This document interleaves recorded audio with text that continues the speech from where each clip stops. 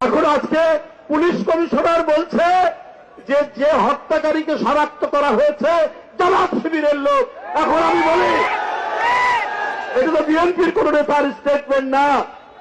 আসসালামু আলাইকুম রহমতুল্লাহ। সুপ্রিয় দর্শক, আজকের ভিডিওটা খুব মজাদার একটা ভিডিও হতে যাচ্ছে। আপনারা অবাক হয়ে যাবেন যে বিএনপির ভিতরে এগুলো কি চলতেছে। ইনকলাব মঞ্চের ওসমান হাদি ভাইকে যেই ছাত্রলীগের নেতা গুলি করেছে ফয়সাল, তো ফয়সালের ছবির সাথে সাদিক কায়েমের একটা ছবি এডিট করে এআই দিয়ে বানাইছে ছাত্র দলের ছাত্রীরা। তো বানানোর পরে এটা ফেসবুকে ছেড়ে দিয়েছে এবং আর টিভির একটা নিউজকে মানে এডিট করে তারা ফেসবুকে ছেড়ে দিয়েছে এই ছাত্র দলের মানে জিয়া বট ফোর্স, যেটা বট ফোর্সের এই নেতাকর্মীরা। আপনারা স্ক্রিনে দেখতে পাচ্ছেন। প্রথমটা দেখেন যে সাদিক কায়েমের সাথে ওই ফয়সালের ছবি, যে হাদিকে গুলি করেছে, দুইজনে বসে চা খাচ্ছে। তো এটা এআই দেওয়া বানানো, এটা যে কেউ বুঝতে পারবে, মানে এই জেনারেশনের যারা আছে তারা বুঝতে পারবে, কারণ ওখানে কেটলি রাখা আছে, কেটলির ভিতরে একবারে দুধ চা রেডি হয়ে থাকে, এটা তো কেউ বিশ্বাস করবে না। এই একটা এডিট। আর একটা দেখতে পাচ্ছেন যে আর টিভির একটা ফটো কাট এডিট করছে এই ছাত্রীরা। ওসমান হাদির উপরে গুলি বর্ষণকারী জামাত শিবিরের রাজনীতির সাথে জড়িত ডিএমপি কমিশনার। তো এই মানে ছাত্র দলের ফটো কার্ডের ফাঁদে পড়ে গেছে রেজভী সাহেব। তো রেজভী সাহেব কি বলেছে এই দুটা ফটো কার্ড দেখে, চলুন আমরা সেই ভিডিওটা একটু দেখে আসি। ওই যাকে শনাক্ত করা হয়েছে সেই তার উপর আঘাতকারী হাদির উপর, সে ছাত্রলীগেরও নেতা আর ঢাকা বিশ্ববিদ্যালয়ের যে ভিপি কি নাম সাদেক কাইমের সাথে একই টেবিলে চা খাচ্ছে। এখন এর বিচার কে করবে? এখন আজকে পুলিশ কমিশনার বলছে যে যে হত্যাকারীকে শনাক্ত করা হয়েছে জামাত শিবিরের লোক। এখন আমি বলি এটা তো বিএনপির কোন নেতার স্টেটমেন্ট না। এখন আজকে পুলিশ কমিশনার বলছে যে যে হত্যাকারীকে শনাক্ত করা হয়েছে জামাত শিবিরের লোক। এখন আমি বলি এটা তো বিএনপির কোন নেতার স্টেটমেন্ট না। এটা যারা তদন্তকারী কর্মকর্তা রয়েছে, যারা রাষ্ট্রের আইনের স্বীকৃত সংস্থা, তারা বলছে। সুপ্রিয় দর্শক, আপনারা ভিডিওটা দেখলেন, তাহলে এখন আপনারা চিন্তা ভাবনা করে দেখেন যে এই রকম নেতারা নাকি আমাদের নেতৃত্ব দিবে। যারা সামান্য এআই এর ছবি বুঝতে পারে না, যারা সামান্য ফটোকার্ড এডিটের ভাষা বুঝতে পারে না, তারা কিভাবে গোটা বাংলাদেশকে নেতৃত্ব দিবে আর এই জেনজিকে নেতৃত্ব দিবে। অপরদিকে জামাতে ইসলামের নেতাকর্মীর দিকে আপনারা তাকান। আমাদের আসনে নূর মোহাম্মদ ভাই, আমাদের পাশের আসনে মোস্তফা ফয়সাল পারভেজ ভাই, তারপরে শিবিরের কেন্দ্র যেগুলো সাবেক সভাপতি সালাউদ্দিন আইয়ুবী, তারপরে হাফেজ রাশেদুল ইসলাম, তারপরে শফিকুল ইসলাম মাসুদ, মানে সব তরুণ দিয়ে জামাতে ইসলামে ভরা। এবং এরা এও বোঝে, এডিটও বোঝে এবং জেনজিকে নেতৃত্ব দেওয়ার মতো এদের অভিজ্ঞতা আছে। কিন্তু বিএনপির দিকে আপনারা তাকিয়ে দেখেন, এরকম একজনও তরুণ নেতৃত্ব নেই। এরা ফেসবুকের পাসওয়ার্ড যদি এদের বদলাতে বলা হয় যে ফেসবুকের পাসওয়ার্ড কীভাবে চেঞ্জ করতে হয়, এরা জীবনও চেঞ্জ করতে পারবে না। এরা নাকি জেনজিকে নেতৃত্ব দেবে। তো এই বুড়ারা এদের হচ্ছে ডেট ওভার হয়ে গেছে। এরপরও তারা এখন মানে এমপি পদে দাঁড়াবে। এরা আবার আশা করে যে এই জেনজির ভোট নিয়ে এরা এমপি পদে যাবে, মন্ত্রী হবে। তো মন্ত্রী হলে সে কি করবে?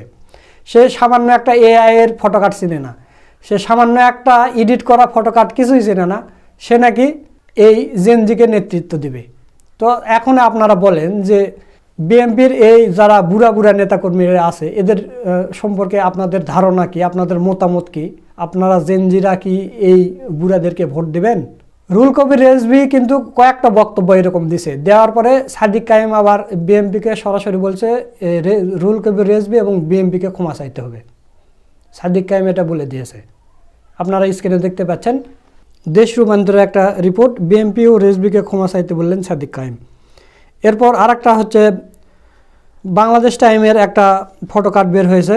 আমাকে নিয়ে আজকে বিএনপির সমাবেশে জনাব রুহুল কবির রেজভীর প্রদত্ত বক্তব্য ভুয়া, ছবি নির্ভর, যে মিথ্যা অভিযোগ আমার সাথে শুটারের এক টেবিলে চা খাচ্ছেন দাবি তুলেছেন, তা নিয়ে প্রকাশ্যে ক্ষমা চেয়ে দল হিসেবে বিএনপি এবং ব্যক্তি রেজবিকে অপতথ্য ছড়ানোর অপরাধ থেকে দায়মুক্ত করার আহ্বান জানাচ্ছি। ফেসবুক পোস্ট সাদিক কায়েম, ডাকসু ভিপি। তো সাদিক কায়েম সরাসরি বলে দিয়েছে যে প্রকাশ্যে ক্ষমা চাইতে হবে বিএনপিকে এবং রেজবিকেও ক্ষমা চাইতে হবে। তো আমি যখন সর্বপ্রথম এই পোস্টটা ফেসবুকে দেখেছি, আমি হাসতে হাসতে আমার অবস্থা খারাপ, যে কি একটা এখনকার যদি আপনাদের 10 বছর 8 বছরের শিশুকেও দেখান, তারাও বলবে যে এটাই এডিট করা, এআই দিয়ে বানানো। কারণ এখনকার 10 বছরের শিশুরা যারা মোবাইল চালায় তারাও এই জেমিনিতে ঢুকে ছবি এডিট করতে পারে এআই দিয়ে। কিন্তু এই রেজবি সাহেব সেগুলো বোঝে না, এআইও চেনে না, ফটো কাট এডিট করলেও চেনে না, বোঝে না। তো তাহলে দেখেন ছাত্রদলেরা কিন্তু নিজেদেরই ক্ষতি করতেছে। এটা আপনারা এখন বুঝতে পারতেছেন। ছাত্রদল যে শিবিরের বিরুদ্ধে এগুলো করতেছে, সে শিবিরের কিংবা জামাতের কোনো নেতাকর্মী কি এই ফাঁদে পড়ে এই বক্তব্য দিয়েছে? না, দেয়নি। ছাত্রদলের ফাঁদেই পড়েছে বিএনপির নেতা। কিভাবে পড়েছে? ছাত্রদলেরা এগুলো এডিট করেছে, শিবিরের নাম দিয়ে একটা ফটো কাট করেছে RTVর, আর এআই দিয়ে এই চা খাওয়ার ফটোটা বানাইছে। এই দুইটা দেখে রুহুল কবির রেজভী বিশ্বাস করে ফেলতেছে এগুলো তো সত্যি।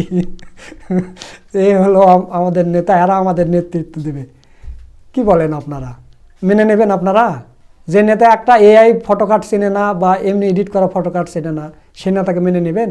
তো দেখেন জামাতে ইসলামের কোনো নেতাকর্মী এদের খপ্পরে পড়েনি, এদের ছাত্রদলের খপ্পরে পড়েছে বিএনপির নেতাকর্মী, বিএনপির একজন সিনিয়র নেতা রুহুল কবির রেজভী সাহেব।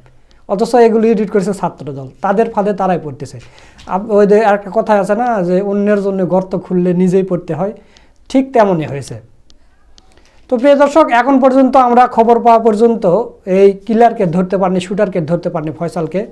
তো ফয়সাল কোথায় কোন গর্তে লুকের আছে তাও আমরা জানি না। তো এই ফয়সালকে ধরার জন্য পুরস্কার ঘোষণা করেছে স্বরাষ্ট্র উপদেষ্টা, আপনারা স্ক্রিনে দেখতে পাচ্ছেন।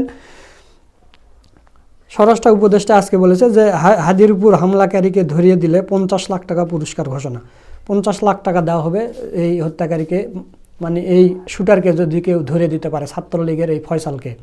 জাতীয় সংসদ নির্বাচনে সার্বিক নিরাপত্তা প্রস্তুতি, জুলাই যোদ্ধা ওসমান হাদি সহ জুলাইয়ের সম্মুখ সারি যোদ্ধাদের জন্য বিশেষ নিরাপত্তা ব্যবস্থা গ্রহণ এবং লুট হওয়া অবৈধ অস্ত্র উদ্ধারের বিষয়টি বিশেষভাবে আলোচনা করা হয়েছে।